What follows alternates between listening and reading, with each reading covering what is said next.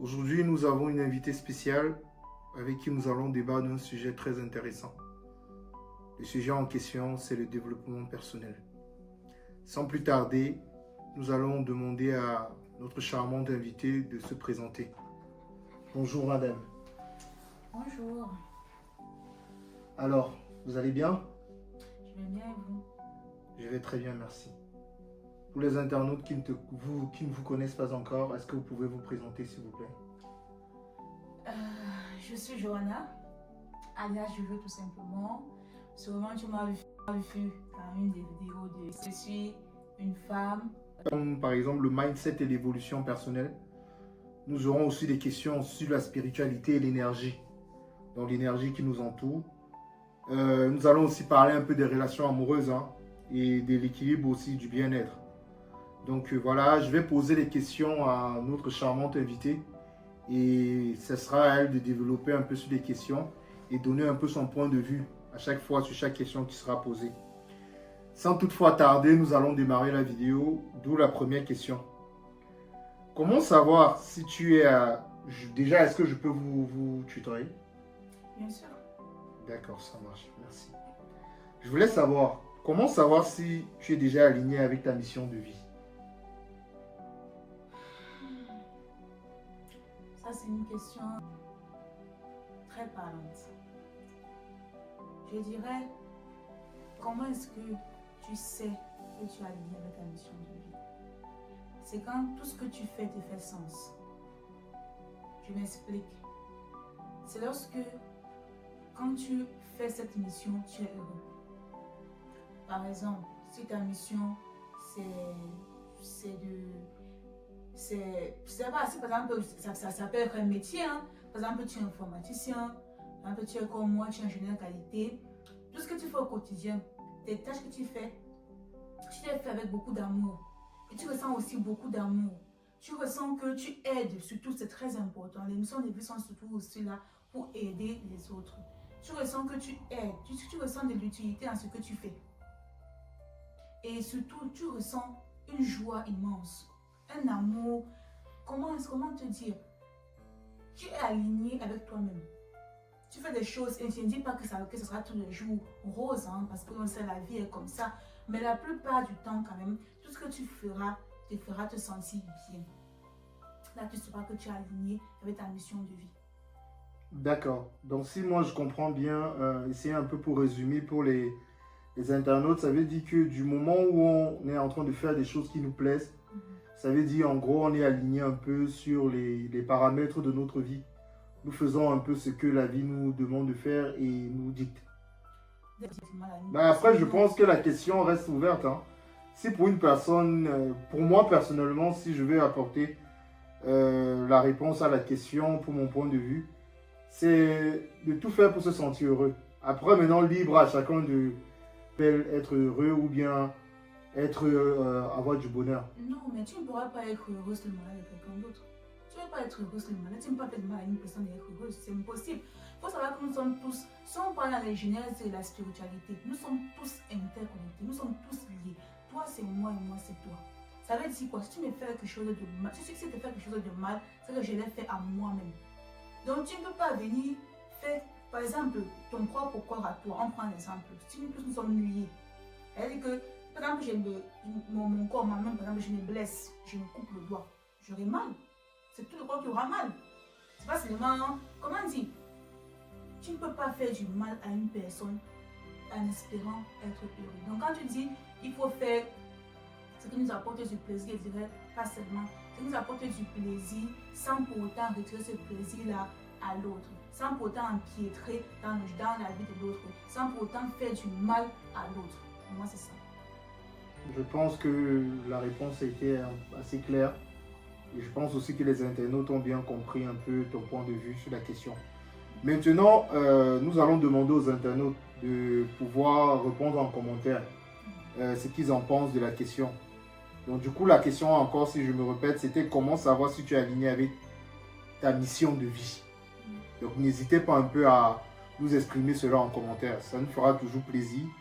Et ça fera en sorte qu'on puisse aussi avoir un point de vue autre que celui que moi j'ai et celui que madame Madame Jojo, tout simplement. Ah.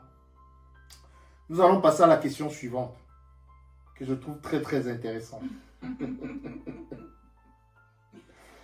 La question, elle est assez simple et en même temps aussi un peu difficile à répondre. La question est celle-ci. Comment développer une confiance en soi inébranlable même après des échecs?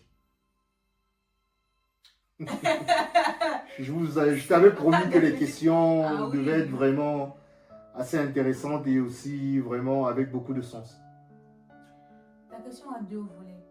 Premier volet, comment développer une confiance en soi. Deuxième volet, comment développer cette confiance, comment la maintenir malgré les échecs. C'est ça, je pense. Exactement. Je vais répondre au premier volet, comment développer la confiance en soi. Je vais vous proposer, j'ai mis là tous mes livres, la plupart des livres physiques que j'ai. Parce que également, je suis beaucoup des livres audio. Par exemple, quand je suis dans le bus, dans les transports, dans ma voiture et tout, je suis beaucoup tout ce qui est livre audio. Mais également, je lis aussi quand je suis aussi dans mes différentes activités, quand j'ai un petit peu de temps libre.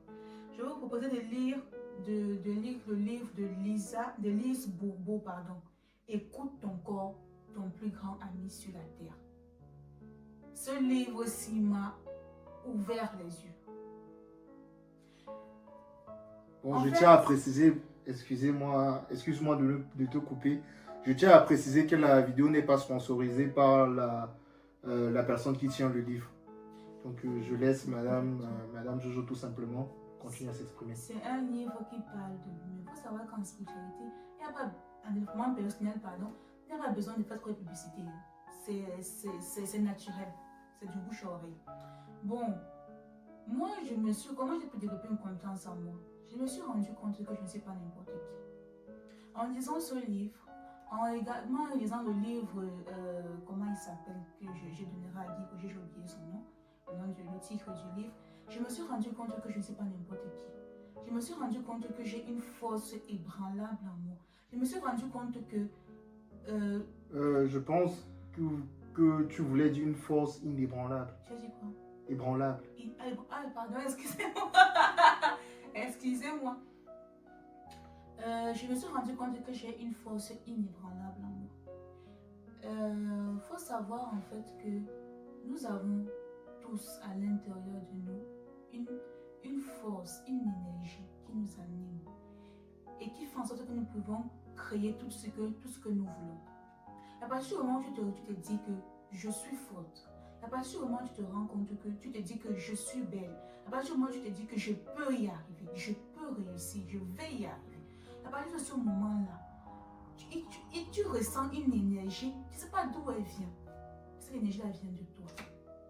Et au fur et à mesure que je te dis ce genre de choses, tu dis que je vais y arriver, et finalement tu y arrives, la confiance se développe. Tu commences aussi à avoir beaucoup plus d'amour pour toi, parce que tu te dis, ah oui, effectivement, quand je pense du bien de moi, et que je fais ce qu'il faut pour pouvoir y arriver, j'y arrive. Je prends un exemple précis. J'ai eu mon permis de conduire il y a quelques temps déjà. Vous savez comment le permis de conduire est dur ici en France. C'est très difficile. Ça met à rude épreuve nos nerfs. Nous qui sommes des scientifiques, qui savons que quand tu fais 1 plus 1 égale 2, tu te retrouves en train de compter rien que sur la grâce de Dieu, sur la chance. En fait, tu ne comprends pas. Il n'y a pas de logique dans ça. Il n'y a pas de logique. C'est vraiment la grâce de Dieu. Donc, je me suis dit, Johanna, il faut que tu... En fait, tout repose entre tes mains. Personne ne viendra sur la terre si tu venais conduire ta place et tu vas te donner de conduire. Non. En fait, tu te dois d'être au centre de tout. Et ton plus grand problème, c'est quoi? C'est le stress. Moi, c'est le stress. Le stress me faisait perdre mes moyens. C'est-à-dire que je ne vais pas y arriver. Je commence à avoir des idées sombres, des idées négatives. Vous l'avez eu après combien d'essais? Je l'ai eu après 2 essais. Après un essai, pardon. Je n'étais pas prête la première fois. La seconde fois, je l'ai eu. D'accord. Ça veut dire quoi? Effectivement, quand le stress nous prend, on commence à avoir des idées qui ne sont pas très bonnes. Je ne vais pas y arriver, je ne suis pas assez apte, je ne suis pas assez bonne et tout et tout. Mais Quand tu te dis non, ça ne vient pas de moi, je suis forte. J'ai passé presque 20 heures de conduite.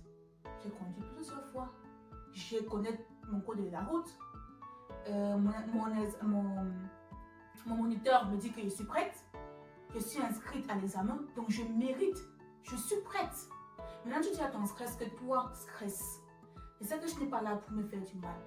C'est que tu es là parce que tu ne veux pas que je sorte de la zone de sécurité que tu as créée. Tu as créé une zone de sécurité pour moi, que je puisse être bien.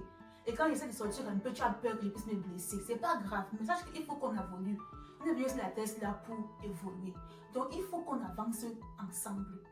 Comme tu me fais avoir, quand tu pour nous aider à traverser des difficultés, pour aider le corps à soit fuir un danger, soit l'affronter. Tu dis à ton corps que j'ai besoin que tu m'aides dans ce processus-là. Je peux y arriver. Et le moment venu, effectivement, je suis arrivée devant des animateurs qui étaient très gentils. En fait, tous les étoiles étaient alignés pour que je puisse faire cet examen dans les bonnes conditions. Donc, arrivé, ça s'est très bien passé.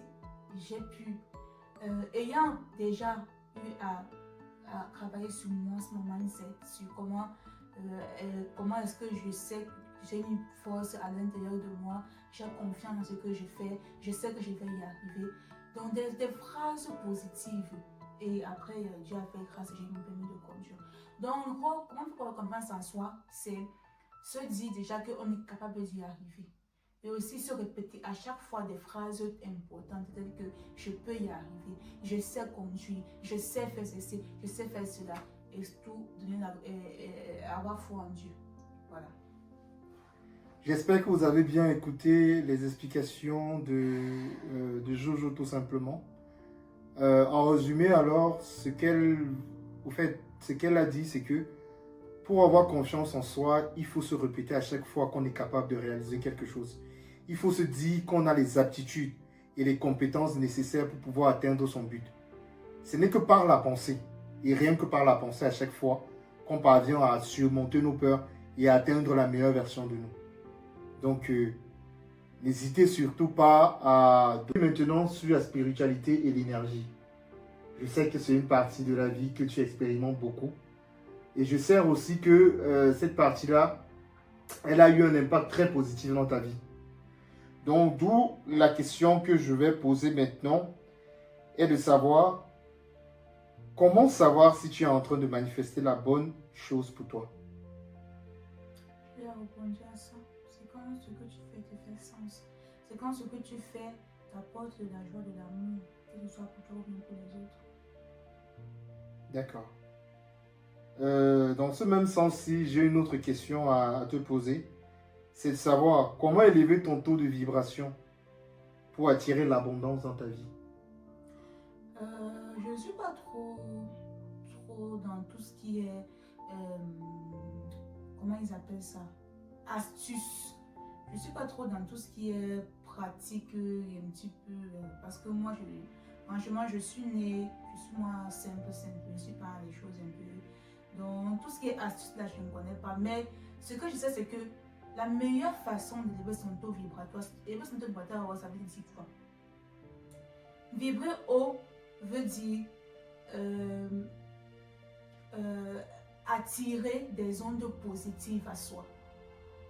Être toujours dans les bonnes énergies.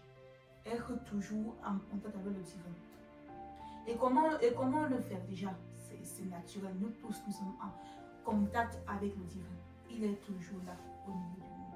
Il ne nous laisse jamais. Maintenant, on veut maintenant encore remonter, on veut vraiment être en symbiose avec lui, on veut vraiment être bien. Il faut nettoyer son aura. Nettoyer son aura, ça veut dire quoi? Pour moi, ça veut dire avoir des belles pensées, comme je le dis, avoir des pensées positives envers soi-même. Il faut également faire du bien autour de soi, faire du bien d'abord à soi-même, on est la priorité, ensuite aux autres personnes autour de nous. Pratiquer la gratitude est très important, remercier Dieu à chaque fois pour ce qui se passe dans notre vie, ce qu'on n'a pas encore, ce qu'on aura bientôt. Aimer, dispatcher l'amour autour de soi, toujours sourire, et voilà. et en étant dans les bonnes conditions, dans les énergies autant positives, forcément, la symbiose sera encore plus magnifique. Voilà comment pour moi il faut vibrer haut. En t'écoutant, au fait, développer chaque question, je comprends vraiment que tu étais la personne idéale et parfaite pour cette thématique. Et une fois de plus encore, je te remercie de m'avoir permis de te poser ces questions-là.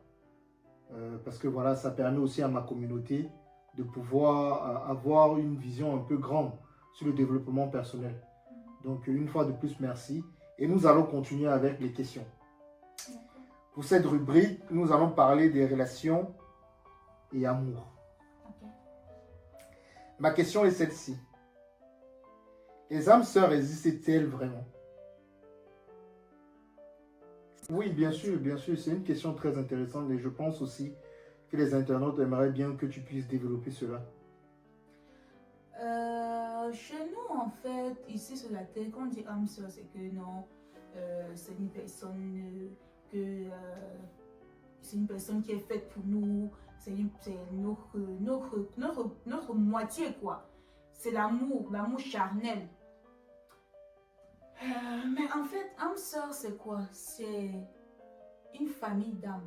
Il faut savoir que avant de venir sur la terre, on était d'abord, je vais appeler ça des esprits, ou bien des esprits, on était des âmes. Chacun d'entre nous est venu sur cette terre-là pour un but bien précis, à définir son chemin de vie. Il faut savoir que la plupart des gens que nous rencontrons sur cette terre, si je vais en venir, l'âme dit, je vais arriver tel jour, je vais arriver, bon, je ne sais pas si il dit tel jour, je vais arriver à telle période, je vais connaître telle chose, peut-être que je perds mon papa, je vais être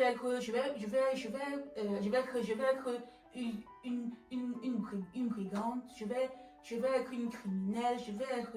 Tu penses vraiment qu'il y a les gens sur cette terre-ci, au fait qu'il y a des gens dans l'au-delà qui décident de se réincarner et de porter la vie d'un brigand ou bien d'un criminel? Pour toi, d'où te vient le chemin de vie? Le chemin de vie vient d'où? Personnellement, moi, je me limite juste à Dieu. Que c'est Dieu, au fait, qui décide. Au fait, c'est lui qui détient un peu l'essence même de la vie. Tu ne trouves pas que j'ai ton mot à dire dans ça? Personnellement, non. Personnellement, ça ne m'intéresserait pas de savoir comment l'essence même de la vie. Et pourquoi tu demandes à Dieu, par exemple, que Dieu, le Seigneur, veut ça, il veut ci? Pourquoi tu demandes ça, vu que tu n'as pas ton mot à dire? Si tu dois juste te laisser guider, te laisser aller à gauche, aller à droite, forcément, est-ce que tu aurais forcément cette envie de vivre là? Personnellement, moi, dans mes prières à chaque fois, ce que moi je dis à chaque fois, c'est que ta volonté soit faite. Hein. Mais tu demandes des choses, oui, c'est vrai, on le dit tous. Mais tu demandes forcément, Père, je veux une voiture, Père, je veux telle opportunité dans ma vie, Père, tu mets quand même des projets en route. En fait, tu peux dire que quoi? Tu as quand même ton libre arbitre. Tu décides tout ce que mais tu veux après, faire. on est d'accord quand même sur le sujet que même si tu demandes, tu fais ces doléances-là, il ne les exauce pas de la façon dont tu attends. Donc, c'est une façon aussi de nous faire comprendre que nous ne maîtrisons rien sur l'essence même de la vie ou bien sur la façon dont le divin, au fait, il orchestre ce monde. Ça, je sais, je ne dis en aucun cas, je ne mets en doute la puissance de Dieu. Ça, je ne peux pas me permettre, ça c'est sûr. Mais ce que je dis simplement, c'est que chacun d'entre nous a son libre arbitre, a des choses qui décident de mettre ce qui il laisse aussi entre les mains de Dieu. D'accord. Donc, qu'est-ce qu'il dit? En gros, c'est que avant d'arriver sur cette terre-ci, l'âme a déjà à peu près, on estime à peu près à 50% de ce qui c'est ce qui va faire à peu près à 50%. Et maintenant, sur 50%, c'est dans ton libre arbitre. Il sait avec qui tu vas te marier. Il sait à peu près le nombre d'enfants que tu vas avoir ou même que tu ne vas pas avoir. Ça dépend des enfants. Il sait quelles difficultés tu auras dans ta vie. À peu près. Il sait à peu près 50% de ce que tu vas vivre. Et maintenant, comment on appelle âme sœur? Les groupes d'âmes qui ont signé une alliance ensemble. Par exemple, l'âme qui est venue sur la terre-ci dit que toi, âme peut-être âme 2, tu vas être mon père. C'est bizarre de le dire, mais tout ce qui nous arrive, on a choisi. Toi, tu vas être mon père. Tu vas m'abandonner, tu vas nier ma grossesse. Ma grossesse, excusez-moi. Tu vas nier, c'est parce que c'est le mec de l'autre côté. Bon, tu vas nier la grossesse de maman, tu vas être l'espoir de ma femme, tu vas fuir. Du coup, tu vas créer en moi une blessure de la... Bon, tu vas créer en moi une blessure de l'abandon. Parce que mon but de venir, c'est pouvoir expérimenter cette blessure-là et voir ce que ça fait. Toi, tu vas peut-être tu dis que toi, l'âme numéro 3, quand j'arrivais sur Terre, 20 ans plus tard, on s'est rencontrés, on va être fou amoureux. Ce sera l'amour fou. Après, tu vas me dire, tu vas partir. Sans une explication. Ça va réouvrir encore la blessure en moi. Je pourrais travailler sur ça. En gros, c'est ça. L'âme sœur, c'est des groupes d'âmes qui ont signé une alliance avant que je ne te réincarne. Et ce qui fait que maintenant, quand tu vis une situation, vous êtes liés par ce partenariat-là que vous avez signé en temps. Ça peut être forcément une relation amoureuse, ça peut être une relation parentale, ça peut être une relation amicale, même une relation des collègues. Hein. Vous avez signé. Et ça se voit souvent. Ça se voit en ce sens où tu dis souvent que la personne s'y m'a appris beaucoup de choses. Mais une personne vient te faire du mal. Mais de ce mal-là, tu apprends une grande leçon de vie. Je dis que voilà, la personne, si il fallait que la personne soit dans ma vie à l'instant T. C'est souvent comme ça que je te rends compte que c'est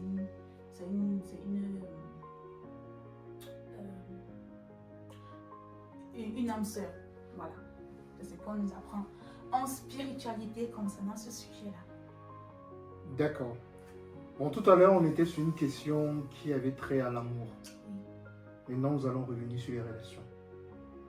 La question est celle-ci. Excusez-moi, j'ai froid. Il fait un peu froid. J'ai un peu sur moi. Vous savez, en spiritualité, en développement personnel, il faut être bien. Hein? Et moi, je te jure que le plus important, c'est d'être heureux en chaque occasion.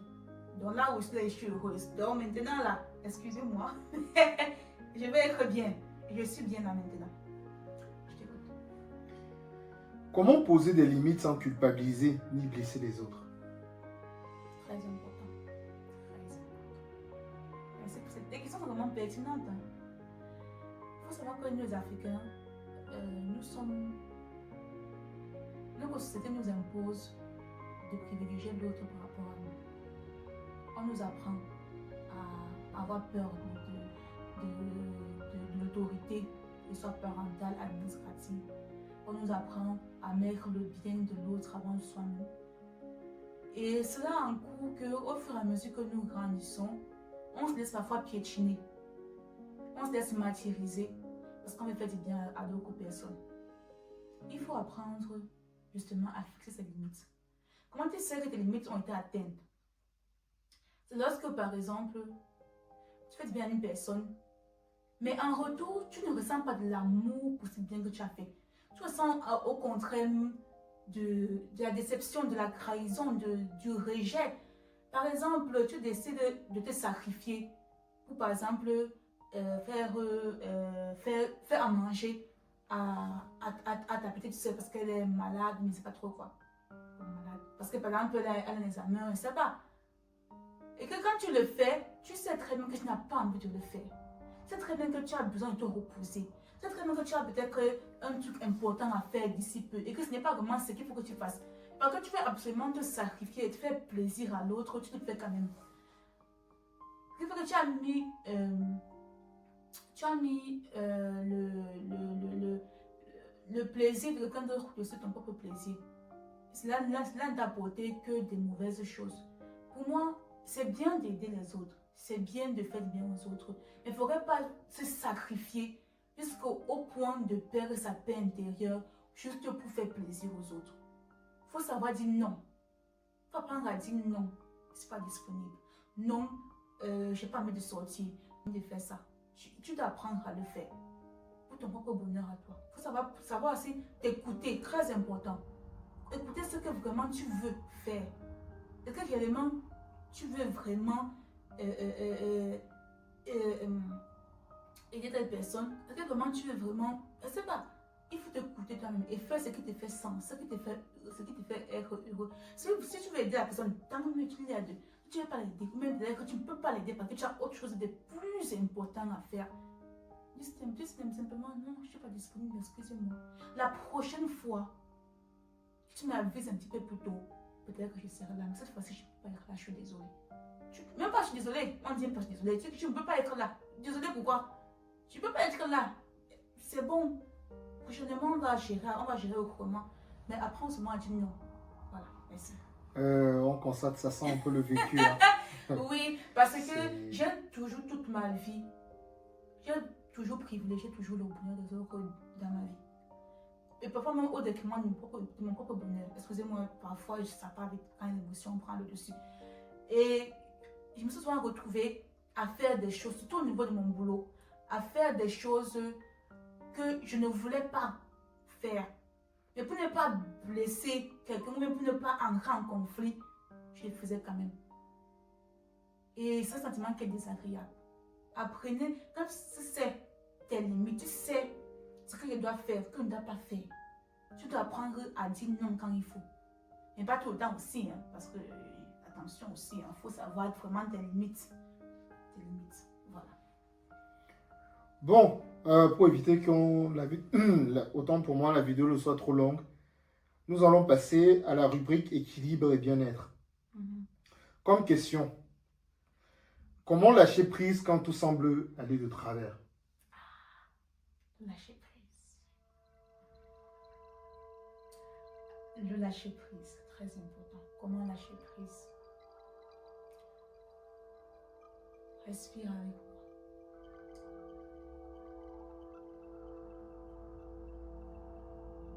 Est-ce que tu écoutes cette voiture qui passe?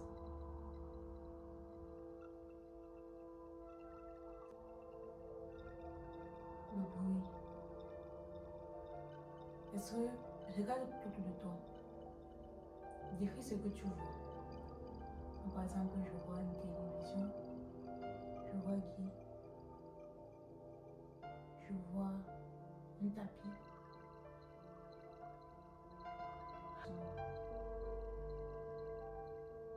Demande-toi, qu'est-ce qui te préoccupe en ce moment? Ce moment-ci est parfait. Il n'y a rien.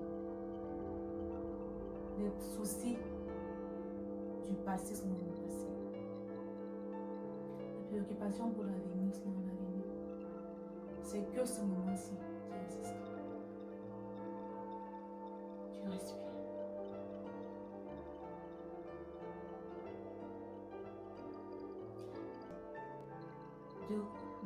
De revenir au moment présent, notre plus grand pouvoir. Je vous propose de lire le livre L'instant présent. Je ne sais pas trop quoi. Guy va vous dire le nom du livre, mais c'est un livre qui a changé ma vie. Parce que déjà, je suis de base une grosse restée de la vie. Une grosse restée de la vie. Mais grâce à ça, je réapprends à lâcher prise et à me dire que tout va bien, tout se passe bien, tout va bien. On est là, on est à l'instant ici. Il n'y a pas d'avant, il n'y a pas d'après. Le plus important, c'est maintenant. Et maintenant, là, il n'y a pas de problème. Voilà. Nous allons aller à la dernière question. C'est déjà fini? Ouais. On a été un peu trop long. Ah bon? J'ai cru que oui, la vidéo allait être un peu plus courte. Non, il faut savoir que les podcasts, c'est des éléments personnels, seulement c'est une heure de temps. Seulement une heure de temps, parfois deux. Donc c'est des choses. Il ne faut pas être pressé. Quand je te développe, tu ne dois pas être pressé à vouloir avoir tout ce que tu veux à l'instant T. Non, c'est progressif. Il faut prendre le temps pour écouter. Parfois, je ne sais pas comment vous appelez ça, Dieu, l'univers, Allah, passe par une personne tierce pour te faire comprendre des choses. Et si tu es trop pressé, tu vas pouvoir acquérir le message et l'accepter. Il faut prendre ton temps. Si tu es trop pressé, tu ne vas pas pouvoir. Quand tu es trop pressé, par exemple, tu es dans quoi? Dans le futur, tu parles l'instant présent. Et nous, on marche beaucoup plus vers l'instant présent. Donc, la dernière question que je vais te poser est de savoir comment guérir son enfant intérieur pour avancer dans la vie. Non, toutes tes questions, en fait, Guy, on peut pas. Tes questions, ce sont des grands thèmes. Ce sont des thèmes qui ont des sous-thèmes et des sous-sous-thèmes qu'il faut aborder. Au moins, tes thèmes, ça constitue un livre entier. Voici un livre uniquement sur écoute ton corps. Bon, ça c'est le deuxième tome, écoute ton corps encore. Voici un livre uniquement sur trouver ma place. Donc, tes questions, on ne peut pas rentrer dans les détails, mais ce que je peux dire, tu peux répéter ta question s'il te plaît. Son enfant intérieur pour avancer dans la vie. Déjà, c'est quoi qu'on appelle enfant intérieur? Nous ne sommes pas des enfants. Nous ne sommes plus des enfants, on est d'accord? Nous ne sommes plus des enfants.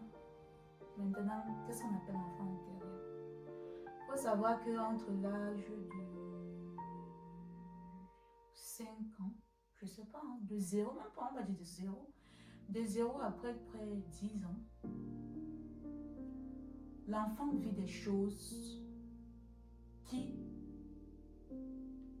soit le traumatisent, soit il garde à vie des séquelles et de manière inconsciente jusqu'à sa vie d'adulte. Et s'il vit des traumatismes, on appelle ça des blessures. Des blessures qui définiront sa manière d'être. Donc, je prends un exemple d'une blessure. Par exemple, le fait que vous avez avec des groupes d'âmes sœurs et tout. Si dans le ventre de votre mère, vous n'étiez pas un enfant désiré,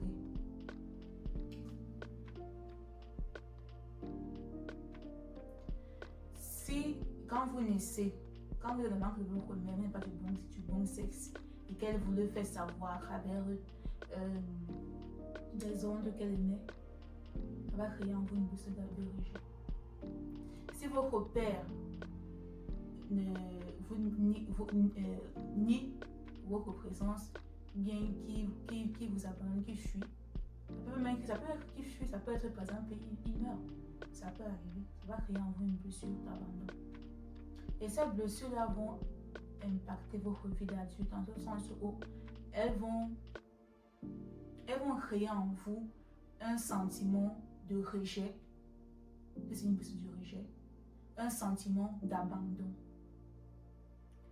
Vous serez toujours attiré par des gens qui vont vous abandonner, qui vont toujours vous rejeter. Et ça va créer un cycle à chaque fois. Vous ne comprenez pas pourquoi est-ce que tous les hommes qui entrent dans votre vie, par exemple c'est une femme, tous les hommes qui entrent dans votre vie vous traitent mal, bien vous traitent très bien, après pas sans aucune raison. Vous comprenez pas pourquoi est-ce que dans votre vie, des gens, vous n'êtes pas à votre place, vous vous sentez rejeté. En fait, c'est une blessure qui a été créée depuis votre enfance et qui se manifeste de toujours.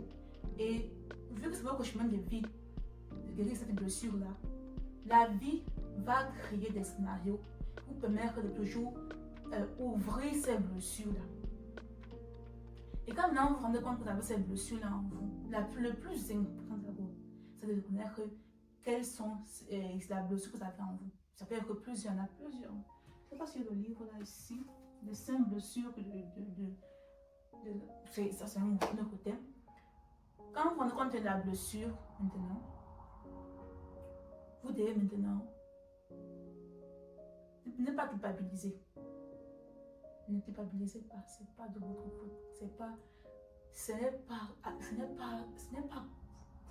n'est pas à cause de vous. Non, vous devez retourner à votre passé. D'où vient cette blessure? Pourquoi le schéma se répète à chaque fois? Pourquoi ce schéma? Pourquoi l'homme entre dans ma vie, ça se passe bien, après il fuit? Pourtant je me comporte bien. Je ne fais rien qui peut faire fuir l'homme. Qu'est-ce qui se passe? C'est parce que telle chose. Vous allez redescendre. J'ai connu Yves. Il m'a fait ça. Je connais Yves comment? Parce que je fuyais Y. Tu redescends. Et tu vas arriver à ta relation d'origine. C'est lié à ton parent du sexe opposé. Par exemple, tu as une femme comme moi, c'est ton papa. Si tu as un homme, c'est ta maman. tu vas redescendre et savoir qu'est-ce qui dans ton enfance a créé une blessure d'abandon. Si tu ne vois pas dans ton enfance, demande à tes parents. Parce que même dans le ventre, à partir du moment où il y a eu fécondation, il y a la vie. Et l'âme de l'enfant est là. Est-ce que tes parents t'ont vraiment désiré? Est-ce que tu t'es insuré de disputes entre tes parents et toi? Parce que l'enfant écoute tout. On remonte jusqu'à la cause originelle de ta blessure. Quand tu as remonté à la cause originelle de ta blessure, accepte-la. Prends conscience. Et maintenant, dis-toi que ce n'est pas cette blessure-là. Dis-toi que tu es plus forte que ça. Dis-toi que tu es lumière.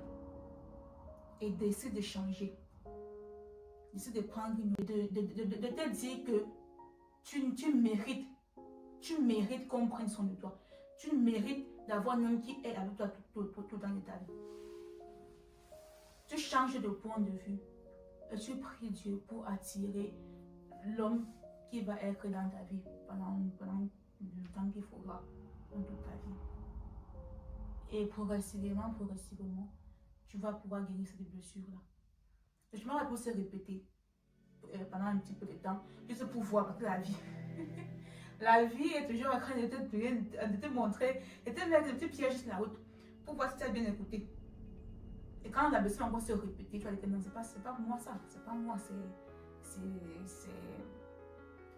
pas moi, c'est juste une blessure, c'est juste un passé qui ne me définit pas, Et tu vas pouvoir élever tes standards, avoir plus confiance en toi, travailler ton mindset, remettre tout ça entre les mains de Dieu et la blessure est guérie. Voilà. Dames et messieurs, nous arrivons à la fin de notre vidéo. Déjà, premièrement, nous allons remercier Jojo tout simplement pour sa disponibilité et aussi d'avoir participé au jeu et d'avoir répondu à toutes les questions. J'ai personnellement beaucoup aimé sa façon de développer les différentes thématiques et d'apporter des solutions à toutes les questions qui avaient été posées. Je reviendrai très prochainement avec de nouvelles vidéos, avec de nouvelles thématiques, de nouvelles personnes.